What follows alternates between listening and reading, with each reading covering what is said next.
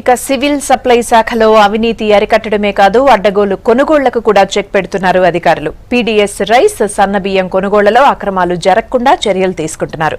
దీంతో ప్రభుత్వానికి ఏకంగా ఒక్క ఏడాదిలోనే 124 కోట్లు సేవ్ అయింది. సివిల్ సప్లై శాఖకు కావాల్సిన బియ్యం కొనుగోళ్లపై కాన్సంట్రేట్ చేశారు ఆ శాఖ కమిషనర్ సివి ఆనంద్.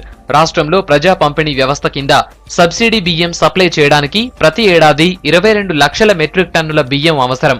ఇందులో 16 నుంచి 17 లక్షల మెట్రిక్ టన్నుల బియ్యం కేంద్రం సప్లై చేస్తోంది. మిగిలిన 5 నుంచి 6 లక్షల మెట్రిక్ టన్నుల బియ్యం రాష్ట్ర ప్రభుత్వమే సమకూర్చుకుంటోంది. కానీ ప్రస్తుతం రాష్ట్రంలో కస్టమ్ మిల్లింగ్ రైస్ అందుబాటులో లేకపోవడంతో మిల్లర్ల నుంచి బియ్యం కొనేందుకు రెడీ అయింది సర్కార్. మిల్లర్ల నుంచి 6 లక్షల మెట్రిక్ టన్నుల దొడ్డు బియ్యం కొనేందుకు రేటు ఫిక్స్ చేశారు అధికారులు.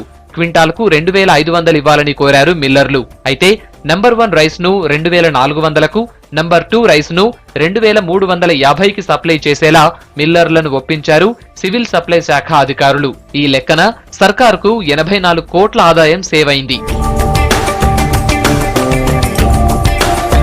ఇక వీటితో పాటు సంక్షేమ హాస్టల్స్, మధ్యాహ్న భోజనం కోసం 1,20,000 మెట్రిక్ టన్నుల సన్న బియ్యం కొనుగోలు చేయనుంది సర్కార్.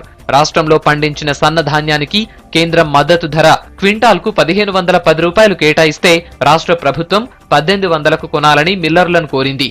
అంతేకాదు మిల్లింగ్ చేసిన సన్న బియ్యాన్ని 30 రూపాయలకు కిలో చొప్పున కొనేందుకు నిర్ణయించారు అధికారులు. గతంలో ఇవే సన్న బియ్యాన్ని 30 రూపాయలకు పైగానే కొనుగోలు చేసింది పౌర సరఫరాల శాఖ. కానీ ఇప్పుడు 30 రూపాయలతో ఒప్పందం కుదిరింది. దీంతో ప్రభుత్వానికి 44 కోట్ల రూపాయలు ఆదా కానున్నాయి. అటు దొడ్డు బియ్యం కొనుగోళ్లపై 80 కోట్లు, సన్న బియ్యం కొనుగోళ్లపై మరో 44 కోట్లు సేవ్ అవుతున్నాయి. దీంతో ఒక్క ఏడాదిలోనే 124 కోట్లు సర్కారుకు ఆదా అయినట్లు అధికారులు భావిస్తున్నారు.